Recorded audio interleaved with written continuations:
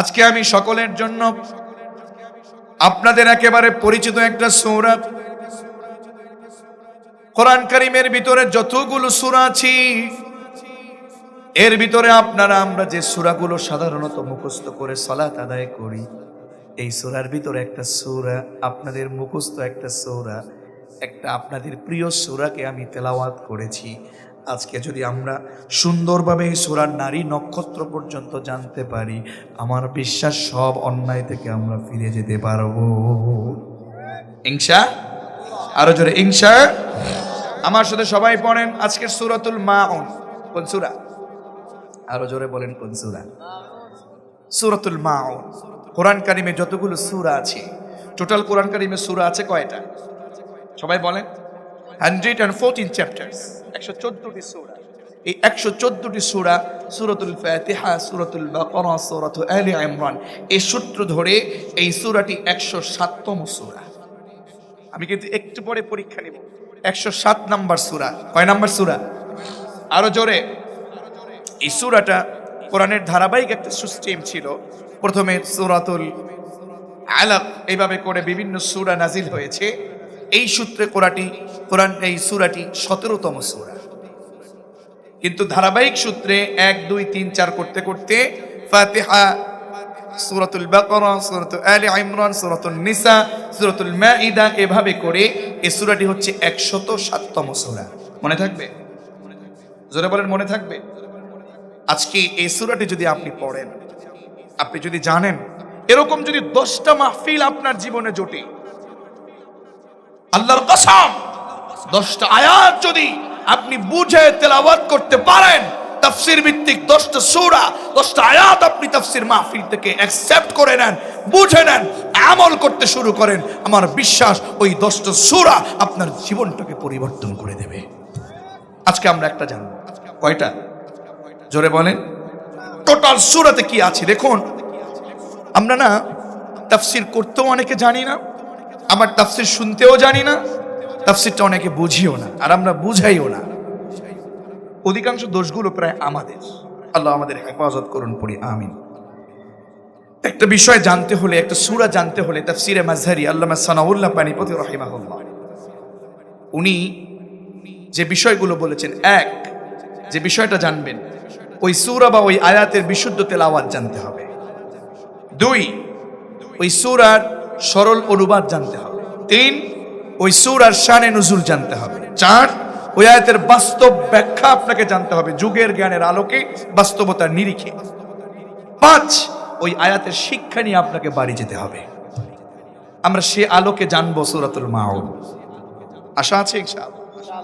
থাকা যাবে তো ইনশাআল্লাহ? আমি আপনাদের সময়কে নষ্ট করব না, আসুন দেখি কি বলছে সূরাতুল মাউন। প্রথম যে মেসেজ আপনাদেরকে দিচ্ছি, 1, সূরাতুল মাউন এই সূরাটি 107তম সূরা। কততম সূরা? সবাই বলেন কততম? এই সূরাটি মক্কায় অবতীর্ণ হয়েছে। কোথায়? এই ভালো করে আওয়াজ করে বলিয়েন, একটু পরে কিন্তু আমি সব পরীক্ষা নেব, বলতে হবে আপনাদের। বলেন তো দেখি এখনই পারেন কিনা। এই সূরাটি কততম সূরা? সবাই বলেন। এই সূরাটির ভিতরে টোটাল আয়াত আছে 7টা। কয়টা? আরো জোরে কয়টা? এই সূরাটির ভিতরে মোট শব্দ, জুমলা যেটা বলে, মোট শব্দ আছে 25টা। কয়টা? আরো জোরে কয়টা? 25টা সূরা আছে, এই 25টা শব্দ আছে, 25টা জুমলা আছে। এই সূরাটির ভিতরে টোটাল অক্ষর বর্ণ যেটা বলি, লেটার্স, টোটাল অক্ষর বা বর্ণ এটা আছে 125টা। 125টা। কয়টা? হুজুর কেন এত ভেঙে ভেঙে বলছেন? হ্যাঁ, আপনাকে এই 125টা অক্ষরই জেনে যেতে হবে ইনশাআল্লাহ। পড়েন। হ্যাঁ, আপনাকে 25টা জুমলাই জেনে যেতে হবে। হ্যাঁ, আপনাকে 7টা আয়াতই জেনে যেতে হবে ইনশাআল্লাহ। পড়েন। পারা যাবে? দেখি এবার পরীক্ষা দেন তো দেখি পারেন কিনা। বলুন, এই সূরাটির ভিতরে টোটাল আয়াত আছে কয়টা? আরো জোরে কয়টা? এই সূরাটা মাদানী। হ্যাঁ, মাক্কি। মাশাআল্লাহ, মনে রেখেছে। বলুন, এই সূরাটির ভিতরে টোটাল শব্দ আছে কয়টা? কয়টা? 25টা। কয়টা? টোটাল অক্ষর আছে কয়টা? আলহামদুলিল্লাহ, আপনারা অ্যাক্টিভ আছেন, আল্লাহ কবুল ও মঞ্জুর করুন। আরো আওয়াজ করে বলুন আমিন। এই সূরাটির ভিতরে যতগুলো শব্দ আছে, যতগুলো অক্ষর আছে, আপনি আমি এখন তেলাওয়াত করলে এই মুহূর্তে আপনার আমার রব আপনাকে আমাকে সওয়াব লিখে দিবেন। আমার সাথে আসুন, সর্বপ্রথম বিশুদ্ধ তেলাওয়াত শুরু করছি, আমার সাথে পড়েন। আউযু বিল্লাহি মিনাশ শাইতানির রাজীম। বিসমিল্লাহির রহমানির রহিম। আরাআইতাল্লাযী ইউকাযযিবু বিদ্দীন ফাযালিকাল্লাযী ইয়াদু'উল ইয়াতীম ولا يحض على طعام المسكين فويل للمصلين الذين هم عن صلاتهم ساهون الذين هم يراءون ويمنعون الماعون زوري بولن الله أكبر। বিশ্বনবী বললেন, এই সূরাতুল মাউন এই মুহূর্তে আমার সাথে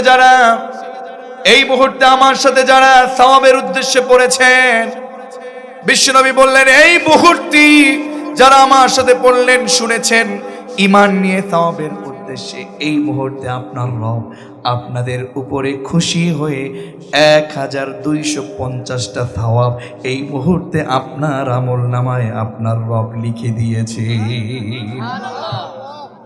তাফসীর মাহফিল লাভ না লস?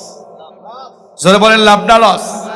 আপনি এখন আমার সাথে বললেন 125টা অক্ষর পড়ার কারণে 1250টা সওয়াব এই মুহূর্তে আপনার রব আপনাকে এই মুহূর্তে লিখে দিয়েছেন। জি, খুশি হলেন নাকি বেজার হলেন? জোরে বলেন খুশি না বেজার? আপনার কাছে নেক কাজ করতে ইচ্ছে হয় না? আপনার কাছে নেক কাজ ভালো লাগে না? আজকে আপনার কাছে নেকি আপনার কাছে মনে হয় কিছুই না, কিন্তু সেই দিনে নেকি বড় দামি। একটা নেকির জন্য সেই দিন কাটবে। ও বগুড়াবাসী, একটা নেকি সেই দিন বড় দামি। তাফসীরে ফি জিলালিল কোরআন, তাফসীরে হাক্কানি, তাফসীরে কুরতুবী, তাফসীরে রুহুল বায়ান, তাফসীরে জালালাইন, তাফসীরে মাআরিফুল কোরআন, এই সূরাটাকে বুঝতে বহু তাফসীরগুলো আমার দেখার সুযোগ হয়েছে। আমি আপনাদের জন্য এই সূরাটি আগে থেকে অ্যানালাইজ করে নিয়ে এসেছি। আমি নিজে এসে মসজিদে বসে আমি নিজে সময়কে অযথা কাটাইনি, আমি নিজে পড়েছি। আশেপাশের মানুষগুলো অনেকে কথাও বলেছে, কিন্তু আমি পড়েছি, কারণ আমার শ্রোতার হক, আমার তাফসীরের হক আদায় করার দরকার আমার আছে নাকি নাই? আবার আল্লাহ যদি বলে, আব্দুল্লাহ মামুন তোমাকে সুযোগ দিয়েছিলাম, কেন তুমি বলো নাই? বিশ্বাস করুন, সেদিন আমি ধরা খেয়ে যাব। এই কারণে আপনাদের এই প্রোগ্রামের হক আদায় করবার জন্য, কোরআন থেকে বলবার জন্য করবার চেষ্টা করেছি।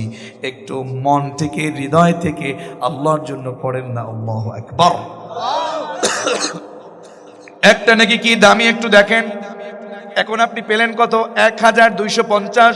সহজে বলার জন্য 1250। কত? আপনারা তো শিক্ষিত মানুষ, একেবারে শহরের মানুষ। নেকি আপনার এই মুহূর্তে পেয়ে গেলেন 1250টা নেকি। আর সেদিন একটা নেকির অনেক দাম নাকি কম দাম? কম দাম না বেশি দাম? তাফসীরে ফি জিলালিল কোরআন বলছি, একটা নেকির জন্য সন্তান জান্নাতে যেতে পারবে না। একটু মনকে নরম করে দেখেন, কার জন্য পৃথিবী, কার জন্য দুনিয়ায় আপনি বসে আছেন? একটা নেকির জন্য সন্তান জান্নাতে যেতে পারবে না। সন্তান কিয়ামতের ময়দানে কাঁদতে শুরু করবে।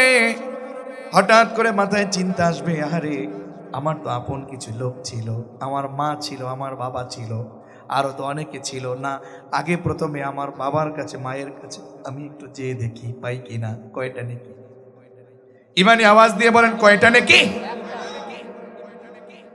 একটা নেকির জন্য জান্নাতে যেতে না পেরে ওই সন্তান খুব দ্রুত খোঁজাখুঁজি করে মায়ের কাছে চলে যাবে, মা ও মা আমি তোমার সন্তান আব্দুল্লাহ, ও মা আমি তোমার সন্তান গোলাম মুস্তাফা, আমি শাহাদাত, আমি মামুন। আল্লাহ না করুন এমন অবস্থা যদি আমাদের হয়ে যায়, ওই মায়ের কাছে বলবো, মা তুমি আমাকে কষ্ট করে দুনিয়াতে এনেছো। আমার মা কত কষ্ট করেছে দুনিয়ার মুখ দেখানোর জন্য। মায়ের কাছে বলবো, মা আমাকে একটা নেকি দাও। তোমার এই ছেলে একটা নেকির জন্য জান্নাতে যেতে পারছে না, সব কমপ্লিট, নেকি লাগবে কয়টা? আরো জোরে কয়টা? ও মা একটা নেকি দাও। মায়ের কাছে কাঁদবে, ও মা আমি তোমার ছেলে, আমাকে একটা নেকি দাও। মায়ের হাত ধরে পা ধরে কান্নাকাটি শুরু করবে। একদিন 2 দিন না, 3 দিন 4 দিন না, 1 বছর 2 বছর না। ও জাহিদ হাসান, ও আব্দুর রউফ ভাই, ও গোলাম মুস্তাফা ভাই, ও আমাদের শাহাদাত ভাইয়ের এলাকার মানুষ, আপনাদেরকে বলছি সেই দিন এত কঠিন দিন, একটা নেকির জন্য মায়ের হাত পা ধরে কাঁদবে। মা একটা নেকি দাও, একটা নেকি লাগবে, মা একটা নেকি দাও। 1 বছর 2 বছর না, 100 বছর 200 বছর না, তাফসীরে লিখেছেন 500 বছর পর্যন্ত মায়ের কাছে অনুনয় বিনয় করবে। পরিশেষে ওই মা তাকে এত জোরে ছিটকে লাথি মেরে ফেলে দেবে, আর চিৎকার মেরে বলবে, কার কাছে এসেছিস, কাকে তুই মা বলছিস? আমার তো দুনিয়াতে বিয়েই হয় নাই, কে তোর মা? আল্লাহু আকবার।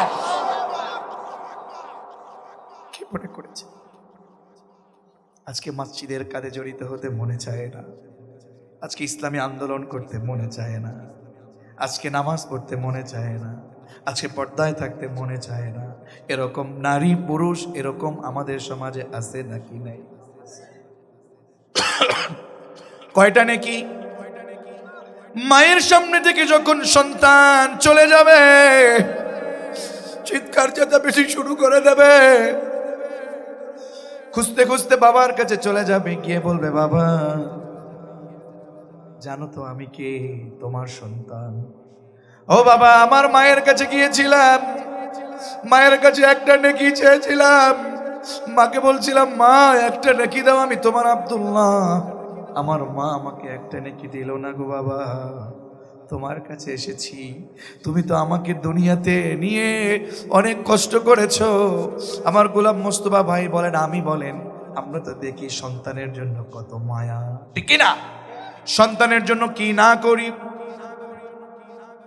আমি বেশ কিছুদিন আগে বাবার সাথে দেখা করতে গিয়েছিলাম।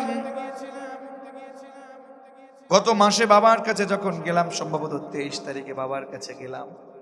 বাবার কাছে যাবার পরে বেশ কয়েকজন মানুষ নিয়ে কথা বলছিলাম। তাফসীর মাহফিলে থাকার কারণে সুযোগ হয় না বেশ কিছুদিন যেতে যেতে। বাবার কাছে গেলাম, বাবা কেমন আছেন? আমার বাবা একজন টিচার, এখনো রানিং শিক্ষক। দোয়া করেন আমার বাবাকে আল্লাহ যেন দীর্ঘ হায়াতে বারাকা দান করেন, পড়েন আমি।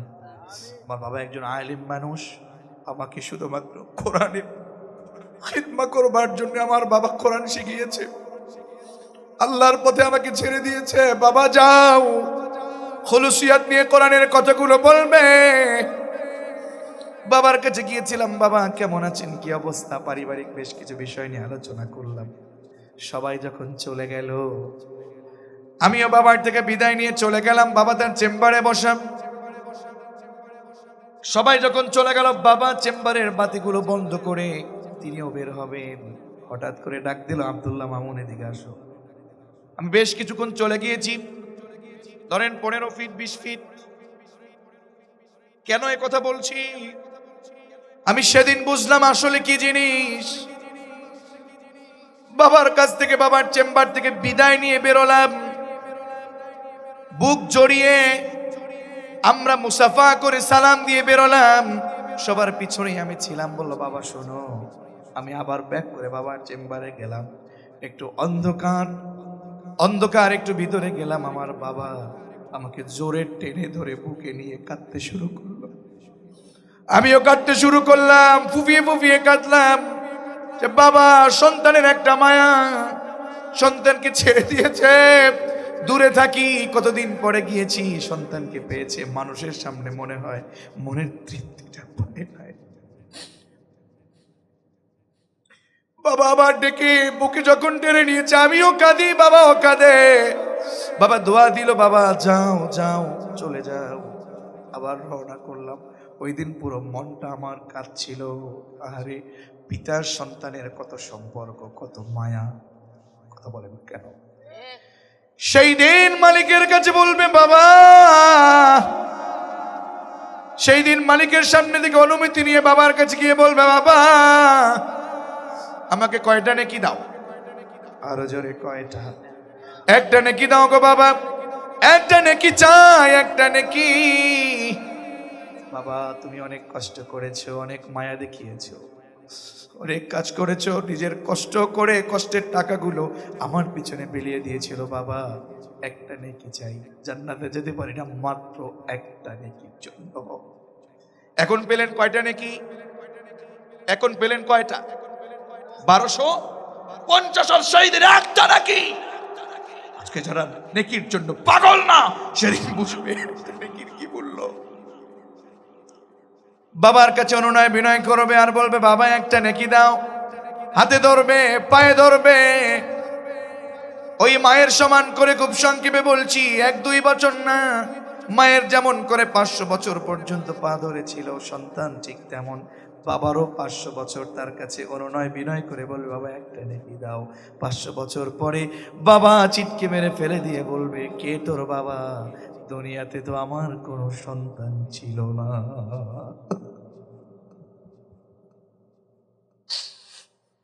আমি আমার মেয়ে ফাতিমা বিনতে মামুনকে বলছি, আমার 3 জন সন্তান, ফাতিমা বিনতে মামুন, তাহা বিন মামুন, মাইমুনা বিনতে মামুন। বড় মেয়েটাকে বললাম বাবা শোনো না মা, তুমি আমাকে এখন যেটা দেখছো আমি তোমার জন্য আদর করি, তোমাকে আমি কত কিছু দিচ্ছি। বাবা মনে রেখো তোমার আমলটা এমন ভাবে গোছাতে হবে, আল্লাহর ভয় এমন লাগবে, সেই কিয়ামতের ময়দানে কিন্তু বাবা আমি তোমাকে পরিচয় দেব না, তুমিও আমাকে পরিচয় দিবা না, ঠিক না? সেই দিন একটা নেকির কি মূল্য। আর এখন আমরা দুনিয়ায় বসে নেকি কামাই করি না, নেকি চাই না। এখন আমরা জনমের মতো কোরআনের বিরোধিতা করি, এখন আমরা মাহফিলের বিরোধিতা করি, মসজিদের বিরোধিতা করি। আমরা বাতিলদেরকে বলি শোনো বাতিলেরা, তোমরা যত ষড়যন্ত্র করবে আমরা কোরআনের পক্ষেই থাকবো, ঠিক না? তোমরা যত বিরোধিতা করবে আমরা কোরআনের পক্ষে আন্দোলন করব, যত বিরোধিতা করবে আমরা সত্যের পথেই লড়ব।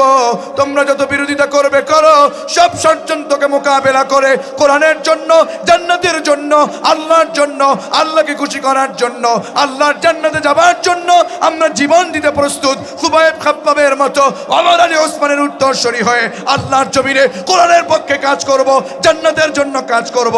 এমন কোন কোন কোরআনের কর্মী আছেন আমার রবকে হাত তুলে আল্লাহকে দেখায় দেয়।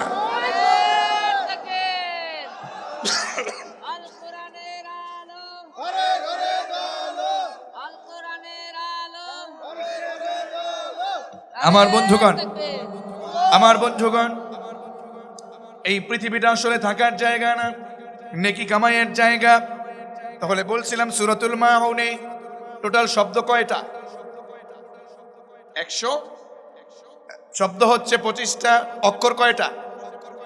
125 পড়লেন আমার সাথে, পড়ার কারণে আপনার আমলে সওয়াব লেখা হয়েছে এই মুহূর্তে কয়টা?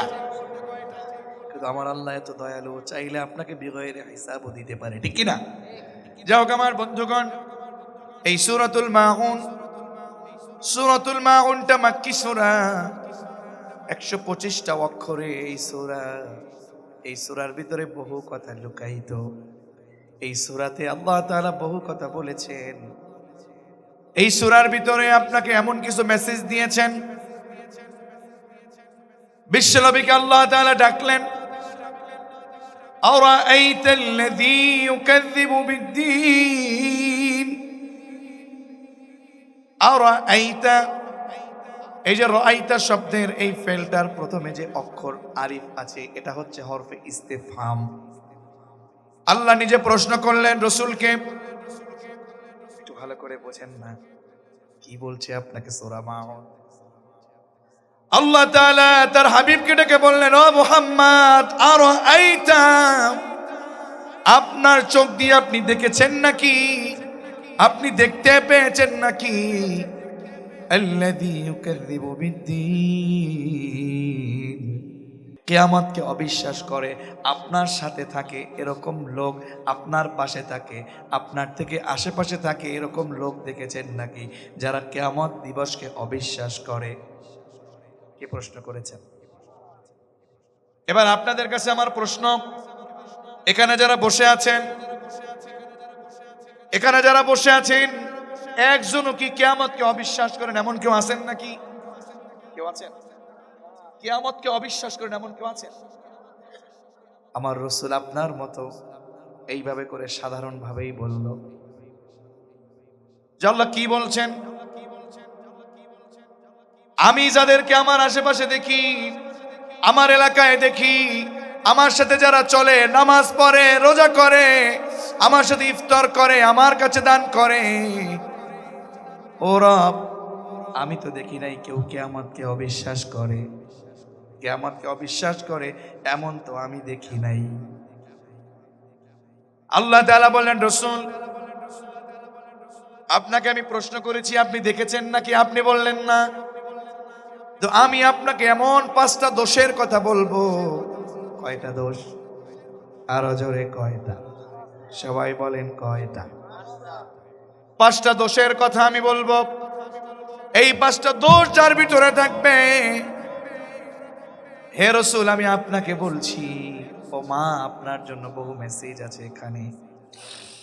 আল্লাহ তাআলা বলেন, রাসূল, আপনাকে আমি বলছি, এই 5টা দোষ যার ভিতরে থাকবে, যদি নামাজ পড়েও, ও যদি মানুষকে ভালোবাসেও, ও যদি আল্লাহ তাআলা বলেন, রাসূল, আমার জমিনে আমার জীবন ব্যবস্থা চালু হবে, আমার জমিনে কোরআনের আইন চালু হবে।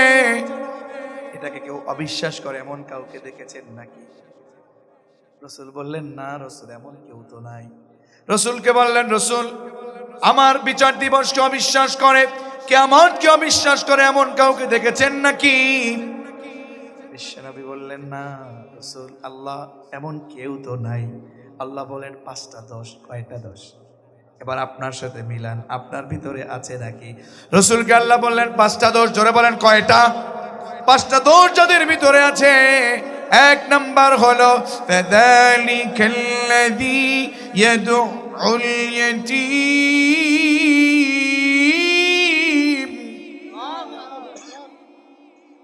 আল্লাহ তাআলা বললেন, রাসূল, আপনার সাথে থাকে, আপনার এলাকায় থাকে, আপনার আশেপাশে থাকে এমন লোকের ভিতরে যদি এমন কেউ থাকে, ইয়াতিমকে ধাক্কা দেয়, ইয়াতিমকে ধমক দেয়, ইয়াতিমকে ভালোবাসে না, ইয়াতিমের সম্পদকে মেরে খায়, ইয়াতিমকে ধাক্কা দেয়, এরা যদি নামাজ পড়েও, আমি আল্লাহ বলছি এরা বাস্তবিক পক্ষে কিয়ামত দিবসকে বিশ্বাস করে।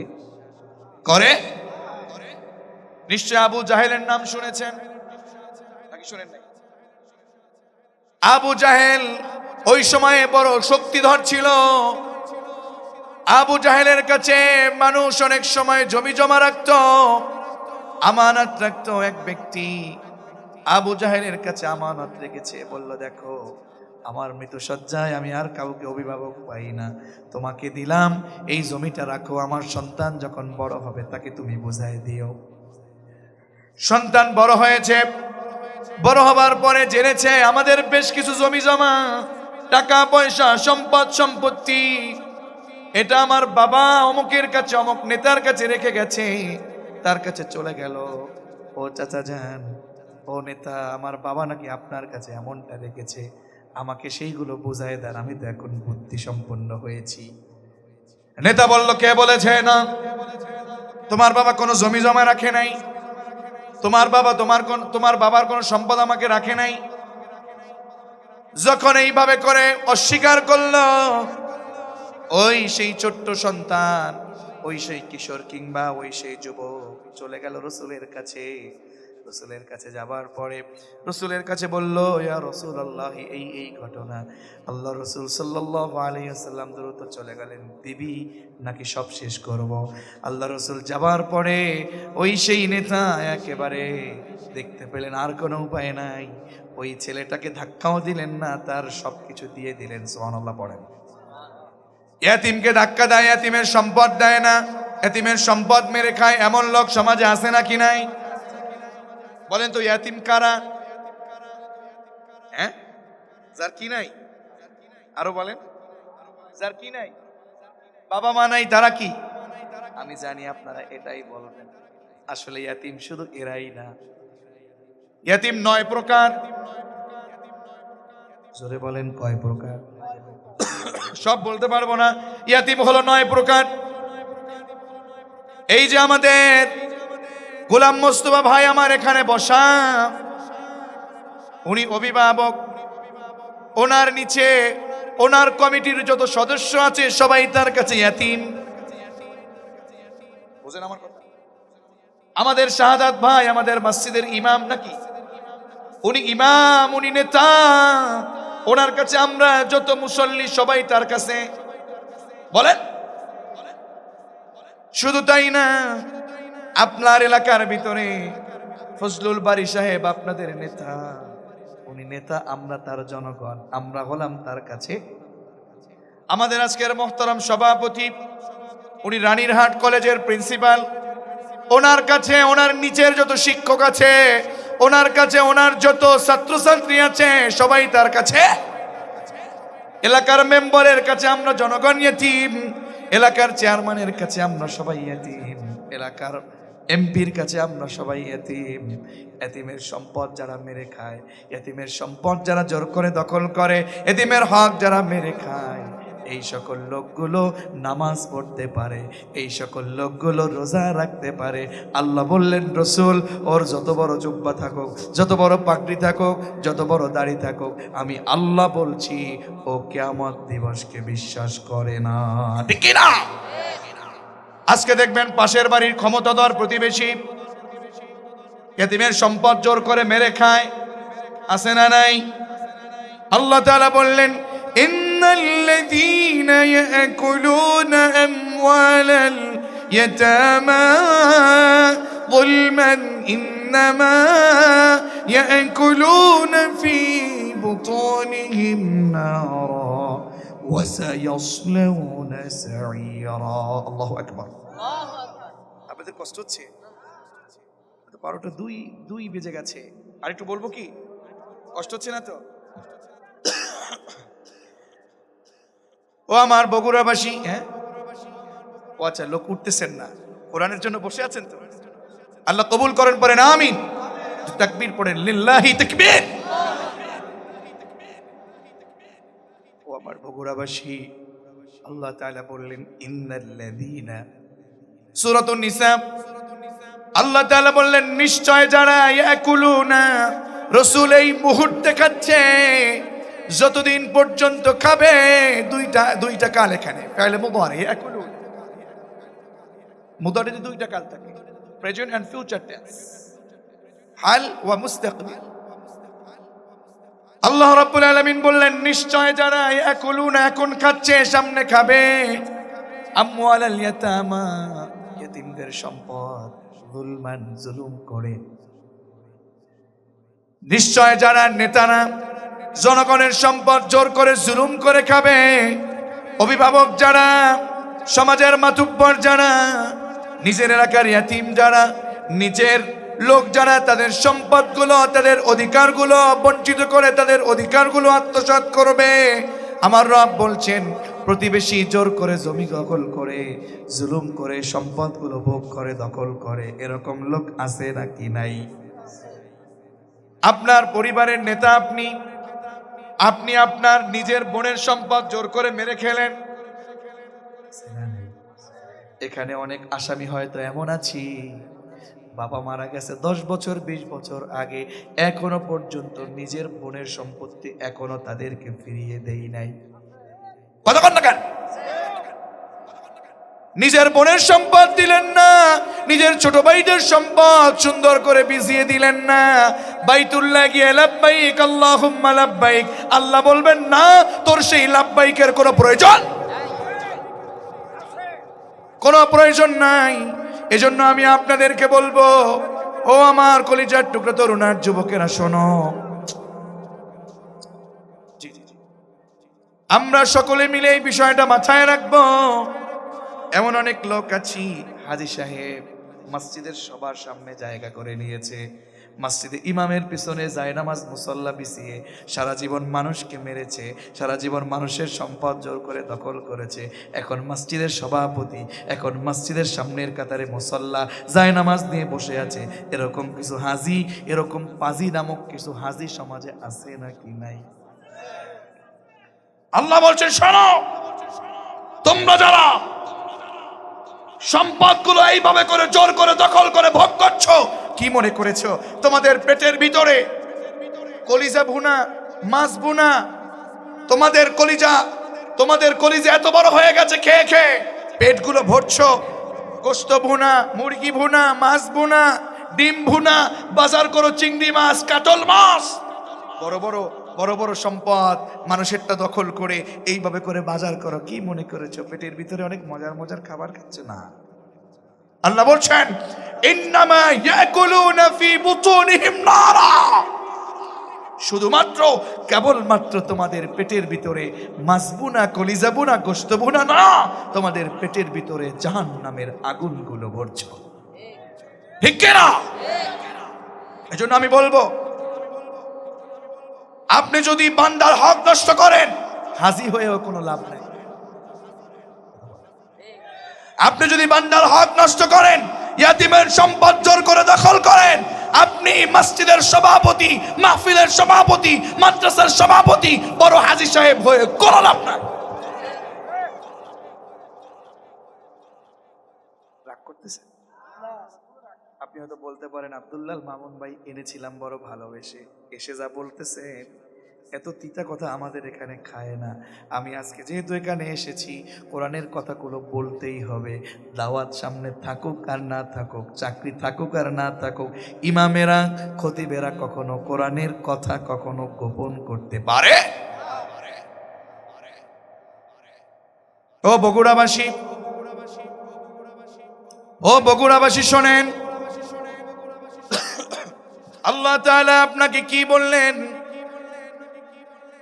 আল্লাহ তাআলা বললেন, নিশ্চয় যারা ইয়াতিমের সম্পদ জোর করে দখল করে, জনগণের সম্পদ জোর করে দখল করে ভোগ করে, আল্লাহ তাআলা বললেন ওরা পেটের ভিতরে বাজার করে যা খায় ওটা আসলে খাবার না, ওটা জাহান্নামের, আরো জোরে জাহান্নামের।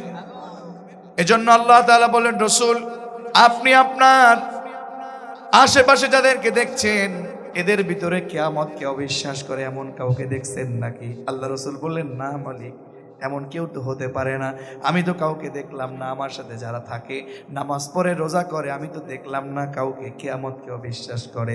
আল্লাহ বললেন, কয়টা দোষ? জোরে বলেন, কয়টা দোষ? এক, যারা ইয়াতিমকে ধাক্কা দেয়, যারা ইয়াতিমের সম্পদ জোর করে দখল করে, যারা তাদের অধিকার যারা নষ্ট করে, যারা অধিভুক্ত গোলাম, অধিভুক্ত লোক, অধিভুক্ত জনগণ যারা সম্পদ দখল করে, হোক সেটা নেতা, যদি জনগণের সম্পদ দখল করে, কোরআন দিয়ে চেষ্টা না চালায়, কোরআন দিয়ে সমাজটাকে না চালায়, আমি বলবো ওই নেতাকে সেই দিন কিয়ামতের ময়দানে আল্লাহর জাহান্নামে তাদেরকে যাওয়া লাগবে। কথা বলুন ঠিক কিনা? বললেন পরের ঘটনায়, পরের আয়াতের অংশে, ওয়াসায়াসলাউনা সাইরা, আল্লাহ তাদের জন্য সাইর নামক জাহান্নাম রেখেছেন, সাইর নামক জাহান্নামে তাদেরকে যেতে হবে। ওয়াসায়াসলাউনা মুদারের পূর্বে সিন সাওফা হয়ে গেলে অর্থ হয়ে যায় অচিরেই, মানে মরতে দেরি, সাইর নামক জাহান্নামের স্বাদ ভোগ করতে দেরি হবে না। তাহলে আমি আপনাদের কাছে আবেদন করব, সমাজের ভিতরে যারা একটু উঁচু লেভেলের, মনে রাখতে হবে নিচু লেভেলের যারা, তাদের কোনো হক নষ্ট করা যাবে? জোরে বলেন, যাবে? যাবে, কোনোভাবেই নষ্ট করা যাবে না। 2 নাম্বার অনেকগুলো কথা বললে বলা যাবে, আমি আর সেদিক যাচ্ছি না। 2 নাম্বার হলো ওয়ালা ইয়াহুদ্দু আলা তুআমিল মিসকিন। আল্লাহ তাআলা বললেন রাসূল নামাজ পড়তে পারে, রোজা করতে পারে, পাগড়ি পড়তে পারে, দাড়ি রাখতে পারে, যারা মিসকিনদেরকে, অভাবগ্রস্তদেরকে খাদ্য দানে উৎসাহ করে না, যারা মিসকিনদেরকে খাদ্য দেয় না, খাদ্য দানে উৎসাহ করে না, এরা যতই বলে আমি নামাজ পড়ি, আল্লাহকে ভয় করি, আমি আল্লাহ বলছি ওই ব্যক্তি কিয়ামত দিবসকে বিশ্বাস করে। তার মানে যারা মিসকিন, সাকানা ইয়াসকুনু, বাস করা, যাদের থাকার জায়গা নাই, বাসস্থান নাই, থাকতে পারে না, জায়গা নাই, সরকার নেতাদেরকে বলেছে যাও একটা বাড়ি একটা খামার দিলাম, আর নেতা কি করলো? নিজের পেটে ঢুকাইলো। এরকম নেতা সমাজে আছে নাকি নাই? কথা বলেন না কেন, আছে না নাই? বর্তমান সময়ে নেতাদের পেট যদি আপনি কোনোভাবে কোরআনের মেশিন দিয়ে নেতাদের পেটটাকে চেক করেন, পেটের ভিতরে নারী বুড়ির ভিতরে খাদ্য থাকে, পেটের ভিতরে নারী বুড়ির ভিতরে খাদ্য থাকে, খাবার থাকে, মাছ থাকে, ভাত থাকে, কিন্তু নেতাদের পেটগুলো অধিকাংশ, সবাইকে বলবো না, অধিকাংশ নেতার পেট চেক করলে দেখবেন ওই পেটের ভিতরে ইট পাবেন, বালু পাবেন, রড পাবেন, সিমেন্ট পাবেন, গরিবের সম্পদগুলো পাবেন, ঠিক কি না? এজন্য দেখবেন ওই সকল নেতাগুলো কোরআন পছন্দ করে না, কোরআন দিয়ে কথা হবে এটা পছন্দ করে না। এজন্য আমি বলবো না না, আপনাদেরকে আমাদেরকে কোরআনের পক্ষে কাজ করার দরকার আছে নাকি নাই? আরো জোরে আছে না নাই? তাহলে যারা জনগণের সম্পদ জোর করে মেরে খায়, মিসকিনদেরকে খাদ্য দানে উৎসাহ করে না, মিসকিনদেরকে খাদ্য দেয় না, যারা অভাবগ্রস্ত তাদেরকে খাদ্য দেয় না, বড়লোক হয়েছে কিন্তু গরিবকে দান করে না, বড়লোক হয়েছে যাকাত দেয় না, এরকম লোক সমাজে আছে নাকি নাই? আল্লাহ বললেন ওরা যতই বলুক আমি কিয়ামত বিশ্বাস করি, রাসূল আমি আল্লাহ বলছি ও কিয়ামতকে বিশ্বাস করে। 3 নাম্বার হলো ফাওয়াইলুল লিল মুসাল্লিন। ফাওয়াইলুল লিল মুসাল্লিন, আল্লাহ নিজে বললেন রাসূল ওই যে আপনি যেই সকল মুসল্লিদেরকে কিছু দেখছেন, ওই সকল মুসল্লিদের জন্য দুর্ভোগ, ওই সকল মুসল্লিরা ধ্বংস হয়ে যাবে, ওই সকল মুসল্লিরা, ওই সকল নামাজিরা সেই দিন আমার কাছে জান্নাত পাবে না, ওই সকল মুসল্লিরা ওয়াইল হয়ে যাবে, ধ্বংস হয়ে যাবে, দুর্ভোগ পাবে। তারা কারা? আল্লাহ বললেন আল্লাযীনা হুম আন সালাতিহিম সাহুন, যারা সালাতের ব্যাপারে উদাসীনতা করে। আছে নাকি? একটু বুঝিয়ে বলি, আল্লাযীনা হুম আন সালাতিহিম সাহুন, আমরা যারা মুসল্লি, নামাজের ভিতরে এদিক তাকাই ওদিক তাকাই, ইমাম সাহেব কেরাত একটু তাড়াতাড়ি পড়ে না কেন, ইমাম সাহেব কেরাতকে লম্বা করেছে কেন, ভিতরে খুশু নাই, এরকম লোক আছে নাকি নাই? আমার খুব ভয় হয় তাফসীরের ভিতরে আল্লাহ যদি কোনোভাবে আন শব্দ না বলে ফি বলতেন, তাহলে এই সকল লোকগুলো ধরা খেয়ে যেতেন, কিন্তু আল্লাহ কেন ফি বললেন না, বলেন আন আন সালাতিহিম সাহুন। আল্লাহ বললেন তারা কিয়ামত দিবসকে অবিশ্বাস করে, যারা নামাজের ব্যাপারে গাফেল, নামাজের ব্যাপারে উদাসীন, আছে না নাই? এর ব্যাখ্যা দিয়ে আল্লাহ তাআলা বললেন ইন্নাল মুনাফিকিনা ইউখাদিউনাল্লাহ, আল্লাহু আকবার, ওয়া হুয়া খাদিউহুম, নিশ্চয় যারা মুনাফিক তারা আল্লাহকে ধোঁকা দিতে চায়। কারে ধোঁকা দেয়? আরো জলে কারে? মুনাফিক যারা, এদের একটা চরিত্র দেখেন, তারা আল্লাহকে ধোঁকা দেয়। আল্লাহ বলেন ওয়া হুয়া খাদিউহুম, বস্তুত ওরা আমাকে ধোঁকা দেয় না, ওরা ওদের নিজেদেরকে নিজেরাই ধোঁকা দেয়, ঠিক কি না? কেমনে? ওয়া ইযা কামু ইলাস সালাতি কামু কুসালা ইউরাউনা আন-নাস ওয়া লা ইয়াযকুরুনাল্লাহা ইল্লা কলিলা। ওরা নামাজ পড়ে, আল্লাহর সামনে দাঁড়ায়, ওয়া ইযা ক্বামু ইলাস সালাতি ক্বামু কুসালা, আল্লাহর সামনে দাঁড়ায় কেমন কেমন কেমন কেমন করে যেন নামাজের ভিতরে ভালো কোনোভাবে দাঁড়ায় না, মানুষকে দেখায় দেখায় নামাজ পড়ে, নিজেরা নেতা হবার জন্য নামাজ পড়ে, মানুষকে দেখায় নামাজ পড়ে। মানুষ এসে গেছে, এখন যদি নামাজ না পড়ি কি বলবে, এখন বলবে নেতাকে ভোট দেব না, এখন তো মানুষকে দেখায় নামাজ পড়ে। এরপরে যখন লোক চলে যায়, তখন যখন লোক থাকে না তখন আর নামাজ পড়ে না, এরকম লোক দেখানো নামাজ পড়ে। এরকম লোক সমাজে আছে নাকি নাই? আল্লাহ বললেন সালাতের ব্যাপারে মানুষ যখন থাকে তখন নামাজ পড়ে, মানুষ যখন থাকে না নামাজ পড়ে না। ও মা ও বোন, আপনাদের জন্য বলছি, ওয়াক্তকে সময় মতো ওয়াক্ত না করি, ওয়াক্তের বাইরে আপনি যদি নামাজ পড়েন, আপনি জোহরের নামাজ যদি আসরে ঠেকান, আসরের নামাজ মাগরিবে ঠেকান, আছে না নাই? এমন লোক আছি শুধুমাত্র দেরি দেরি করে নামাজ পড়ে, ওয়াক্তের ব্যাপারে উদাসীন, নামাজের ব্যাপারে উদাসীন। যারা এরকম নামাজের ব্যাপারে উদাসীন, আল্লাহ বললেন এরা বাস্তবিক পক্ষে কিয়ামত দিবসকে বিশ্বাস করে। 4 নাম্বার হলো আল্লাযীনা হুম ইউরাউন, তারা কিয়ামত দিবসকে অবিশ্বাস করে না, যারা লোককে দেখাইয়া আমল করে, লোক দেখানো নামাজ পড়ে, আছে না নাই? দান করে লোক দেখাইয়া, যাকাত দেয় লোক দেখাইয়া, নামাজ পড়ে লোক দেখাইয়া, আছে না নাই? নেতা ভাষণ দেয়, অতিথি হয়েছে দিলাম 10,000, আবার সময় মতো জনগণের সম্পদ 10,000-এর বদলে 1 লাখ নেয়, আছে না নাই? আরো জোরে আছে না নাই? আল্লাহ তাআলা বললেন শোনো, লোক দেখায়া নামাজ পড়ো, লোক দেখায়া রোজা করো। যদিও লোক দেখায় রোজা করে না, আবার অনেকে করে, বলে বলে আমি রোজা রাখছি এ কয়টা, নফল রাখছি এ কয়টা। লোক দেখানো, লোক নাকি শুনায়া নামাজ পড়ে, লোক দেখানো রোজা রাখে, লোক দেখানো আমল করে। আল্লাহ তাআলা বললেন এই সকল লোকগুলা লোক দেখায়া নামাজ পড়ার কারণে আমি আল্লাহ বলছি ওরা কিয়ামত দিবসকে বিশ্বাস করে। জোরে বলেন বিশ্বাস করে। 5 নাম্বারের কথা বড় কঠিন, যারা মানবতাহীন।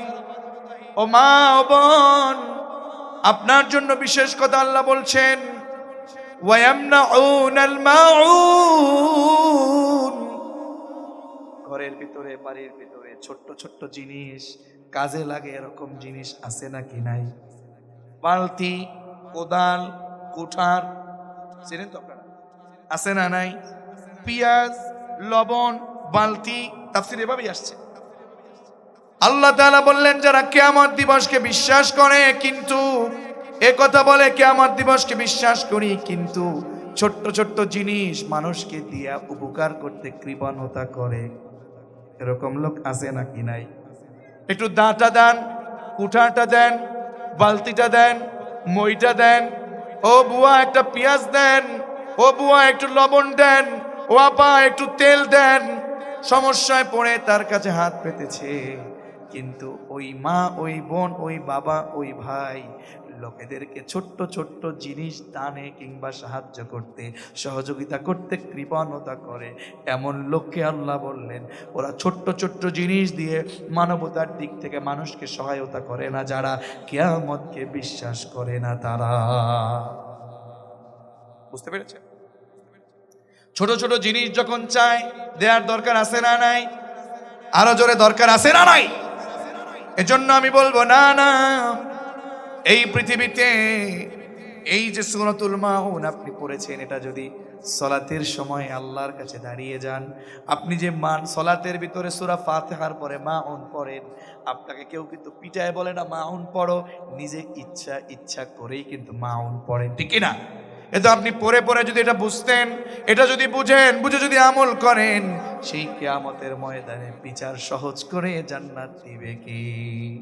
আরো জোরে জান্নাত দিবে কে? এজন্য আমাদের সকলকে কিয়ামত দিবসকে বিশ্বাস করে জাহান্নাম থেকে পরিত্রাণ পেয়ে জান্নাতে যাবার দরকার আছে নাকি নাই? জান্নাতে, আল্লাহর জান্নাতে যেতে চাই কারা কারা? দুহাত দেখতে চাই। লিল্লাহি তাকবীর, লিল্লাহি তাকবীর। আল্লাহ আমাদের হাতগুলো কবুল করেন, পড়েন আমিন। এবার বলেন তো, কিয়ামত দিবসে যারা, কিয়ামত দিবসকে যারা বিশ্বাস করে না, এরা কয়টা দোষ করে?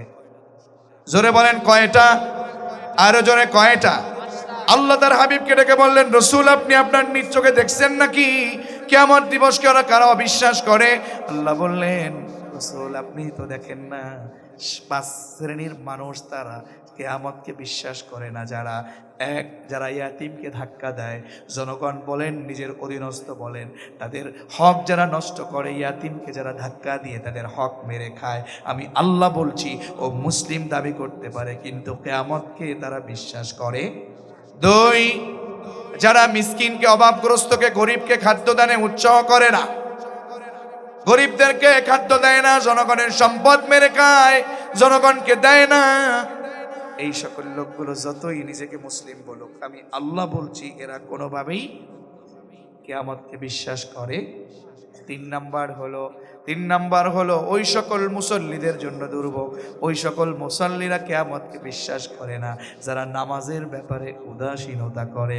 1 ওয়াক্ত পড়ে, 2 ওয়াক্ত পড়ে না, লোক দেখায়া পড়ে, লোক না থাকলে নামাজের কোনো চিন্তা নাই, নামাজ 1 ওয়াক্ত পড়ে, 3 ওয়াক্ত পড়ে না, আবার 2 ওয়াক্ত পড়ে, বাকি 3 ওয়াক্ত পড়ে না, সপ্তাহে 1 ওয়াক্ত পড়ে, বাকি 34 ওয়াক্ত পড়ে না। এরকম উদাসীনতা নামাজের ব্যাপারে আমাদের সমাজে আছে নাকি নাই?